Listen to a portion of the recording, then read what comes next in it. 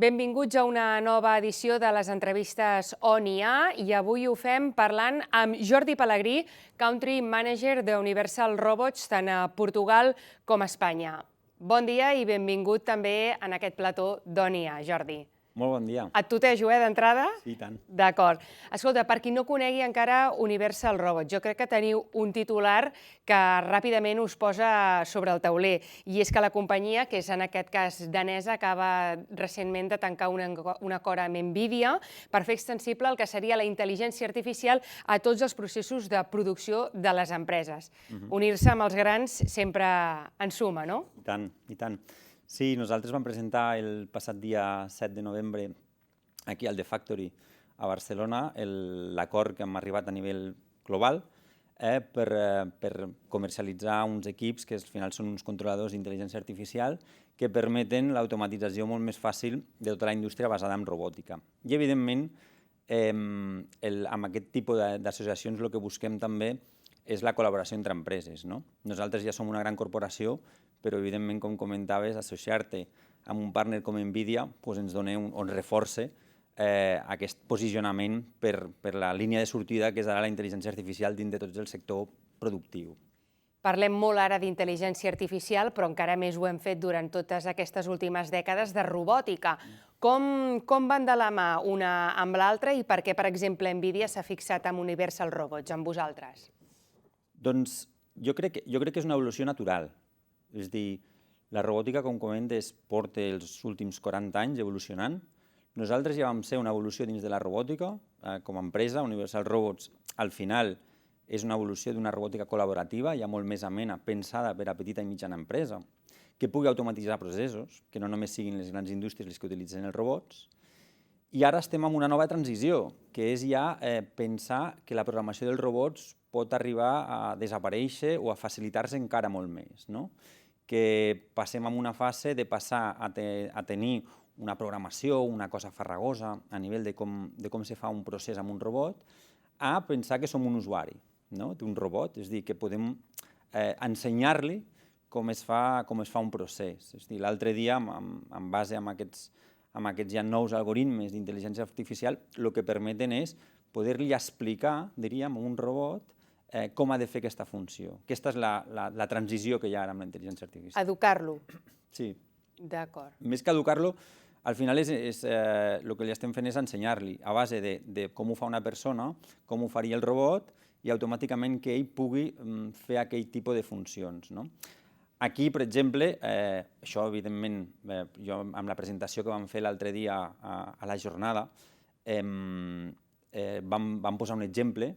Per exemple, hi ha dos robots que estan fregant plats, com si estiguessin una persona humana a casa seva fregant els plats. Això, evidentment, són prototips encara, són projectes que estan arribant i que hi ha estudis i recerca al voltant d'aquest tipus d'aplicacions, que ja eduquem els robots perquè puguin fer aquestes funcions. Però sí que és cert que actualment amb la indústria podem trobar exemples on aquesta tecnologia la tenim aplicada.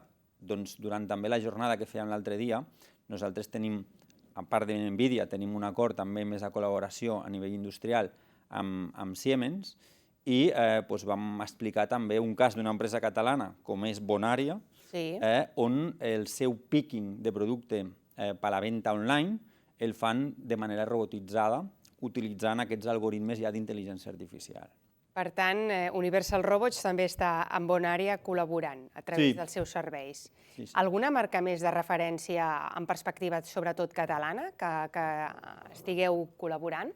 Ostres, nosaltres és molt curiós perquè pensa que implementats aquí a Catalunya, nosaltres estem al districte del 22 aquí a Barcelona i ara recentment també com a net coworking al The Factory, que són els dos pols, podem dir... Una gran incubadora, no? Sí. És una gran incubadora i un gran concepte que també a nosaltres com a empresa, diguem així, la matriu és danesa, i sorgim una mica d'aquest aspecte col·laborador, de no que una empresa pugui desenvolupar tota la tecnologia, sinó buscar la col·laboració entre diferents partners. I avui en dia amb el sector industrial el que està passant justament és això, que no hi ha cap corporació o cap empresa que sigui capaç de donar una solució global a les necessitats i als nous desenvolupaments que van sorgint al mercat.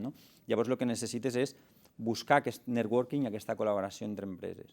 Però bé, la pregunta que em feies era més vinculada a quines corporacions. Saps per què t'ho pregunto? Perquè penso que Catalunya sobretot és un país de pimes i no sé fins a quin punt la robòtica, per tots aquells que ens estiguin escoltant poden dir això encara no va amb mi, que jo soc mitjana, gran, però no enorme, no? Per poder aplicar una tecnologia tan avançada. No ho sé, si és sí o si és no. És un tema molt interessant perquè nosaltres sempre diem que és el teixit productiu català, al final el 90% de les empreses són pimes. Clar. Això és una realitat que tenim. I de fet, amb aquestes noves tecnologies, el que incentiven és que tu, diguem-ho així, puguis programar d'una forma molt més àgil qualsevol equip d'automatització industrial i permeti que siguis competitiu també en un entorn que necessites automatitzar, no? Doncs nosaltres amb aquest discurs hem estat els últims 10 anys dient, ostres, és una tecnologia que adapta molt bé la PIME. Jo sempre poso el mateix exemple. Els primers que van adoptar la tecnologia, tot i fer aquest discurs i veure les facilitats i les avantatges que aporta per la PIME, va ser la gran indústria. Nosaltres, un dels principals clients al començar quan vam arrencar aquí a Catalunya va ser Seat Martorell. O sigui, això és una realitat. El sector automoció i és un tracció també amb un potencial molt alt. Però sí que és cert que actualment tenim molts exemples de petita i mitjana empresa que utilitzen la tecnologia. Jo et diria que actualment representen quasi el 70% de les nostres ventes estan focalitzades en la petita i mitjana indústria. Perfecte. I sou una empresa danesa, aneu cap a Barcelona, a Espanya en general, Portugal, península Ibèrica, però hi ha alguna peculiaritat en positiu, sempre amb una rivalitat sana, però que destaqui que Universal Robots potser tingui més atracció a Barcelona? Sí, bé, el tema de Barcelona al final és el que comentàvem abans. Dins del sector industrial, Barcelona amb Ibèria, amb el que és Espanya i Portugal, continua sent el principal nucli d'atracció per les empreses d'automatització industrial.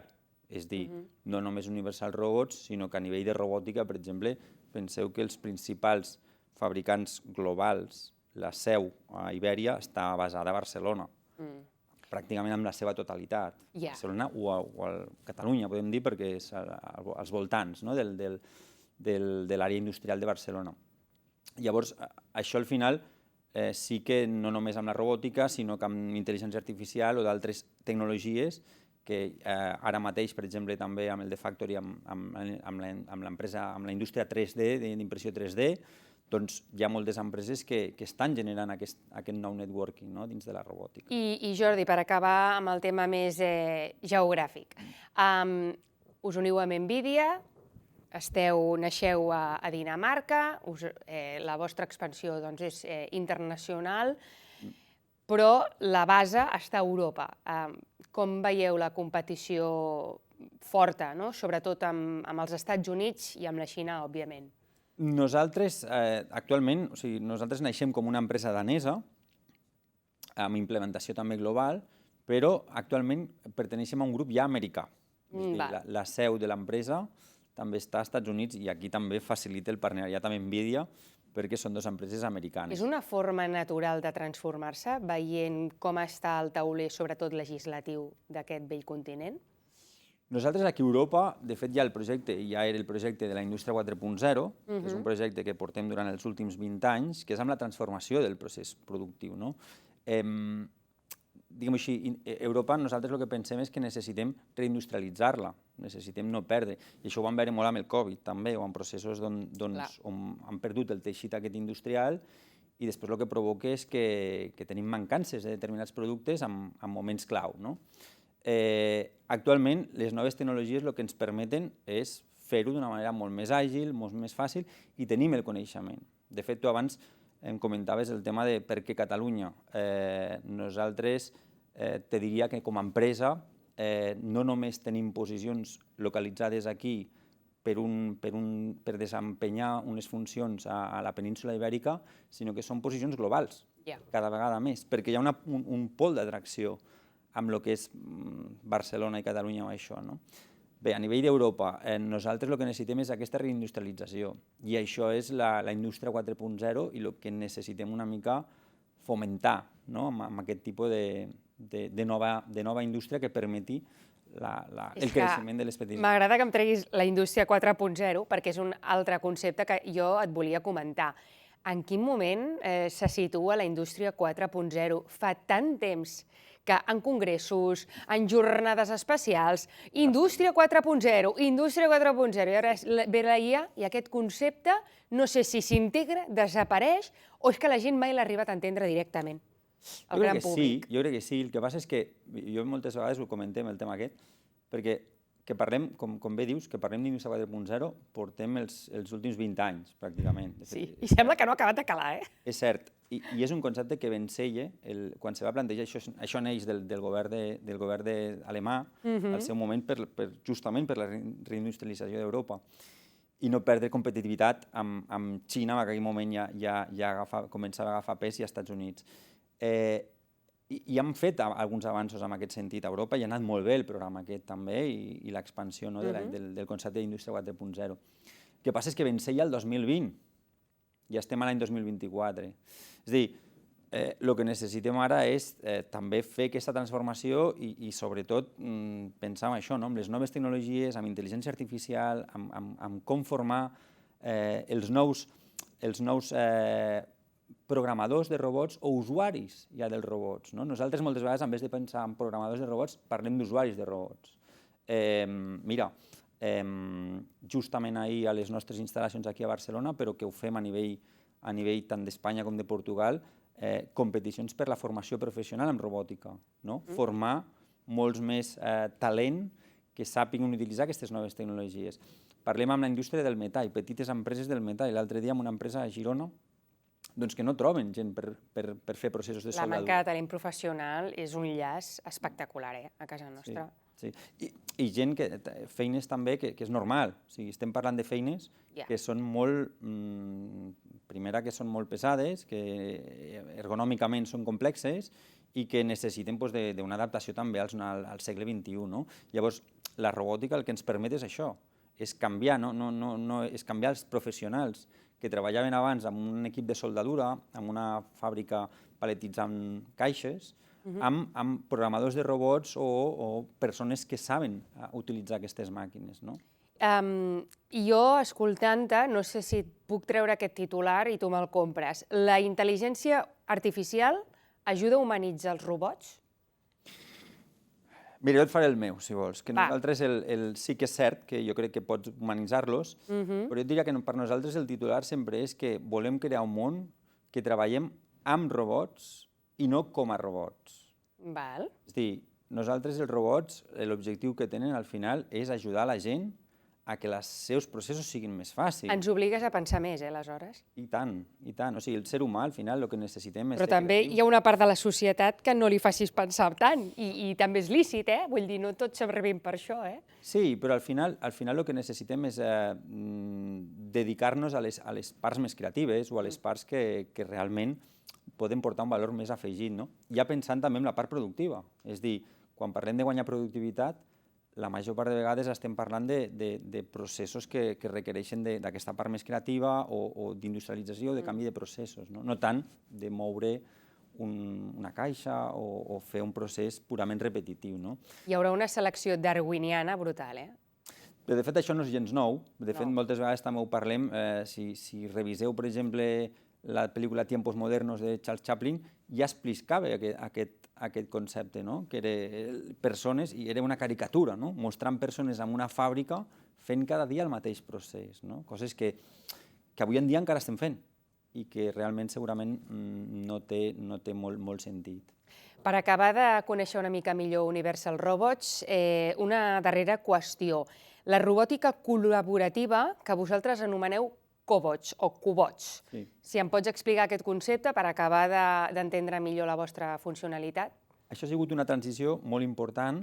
De fet, nosaltres vam introduir aquesta tecnologia, però la part fonamental és que poden treballar amb persones. De fet, no necessiten cap ballat i són robots que el que permeten és estar al costat dels humans i quan el robot col·lisiona amb la persona o igual separa automàticament.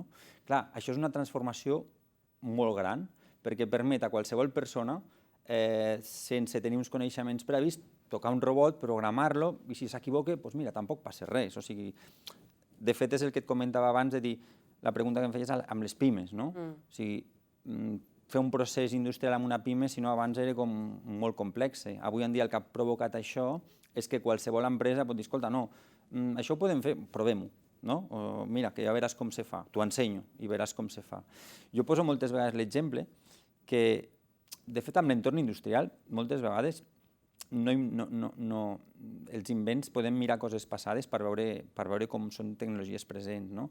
Jo poso l'exemple, per exemple, amb els meus pares o amb els meus avis, de quan van començar a veure que un ordenador o un telèfon mòbil, no? Que al començament semblava que no es podia tocar perquè, ostres, a veure si trencarem alguna cosa, no? I no es pot tocar.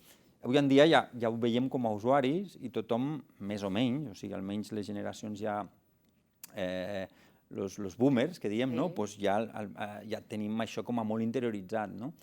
Doncs això està passant també amb la robòtica. D'acord. Que actualment amb els processos, amb qualsevol empresa, amb aquest tipus de robots col·laboratius, permet una aplicació com un usuari més, com un equip més que tinc allí i puc manipular, no? Darrera qüestió, podrem acabar de normalitzar molt més la robòtica a nivell social quan passi també d'estar purament en processos industrials, en l'àmbit laboral, a també integrar-lo en la nostra vida quotidiana? És que això no és jo crec que això no és una transició, ni amb l'entorn industrial ni amb la nostra vida quotidiana, no és una transició que fem de 0 a 100 o que fem de 0 a 1. I potser tampoc és un objectiu. No, sinó que és una cosa paulatina. Jo crec que va introduint-se i no ens en donem ni compte. Però ja tenim molts conceptes de robots que estan a la nostra vida quotidiana. Tenim molts exemples. Per exemple? Per exemple, un robot que ens fa una aspiradora a casa, això no deixa de ser un robot. Un rentaplats no deixa de ser un tipus de dispositiu que està preparat ja per fer una funció que està internament robotitzada. És a dir, tenim molts exemples de com aquesta tecnologia està arribant al nostre dia a dia. Potser els dibuixos d'aquell robot quadrat de cara i movent-se així ens ha despistat una mica. Bueno, això nosaltres també aquí a Catalunya amb el Col·legi d'Enginyers cada any es fa la nit de la robòtica i debatem també una mica sobre els temes i l'evolució de la robòtica i ara sí que és veritat que els humanoides comença a ser una realitat, comença a ser un tipus de robots que igual amb els pròxims anys comencem a veure de forma més quotidiana, no tant igual amb la nostra pròpia vivenda, però sí en entorns d'espais comuns o de vigilància en aeroports o altres entorns on se requereix més el tipus humanoid que estem més acostumats, sobretot a les pel·lícules. Doncs un plaer que avui ens hagis acompanyat en aquestes entrevistes On IA i t'agraïm també la teva col·laboració. Moltes gràcies i nosaltres tanquem un capítol més de la mà, en aquest cas, del senyor Jordi Pelegrí, Country Manager d'Universal Robots, Espanya i Portugal. Fins la propera.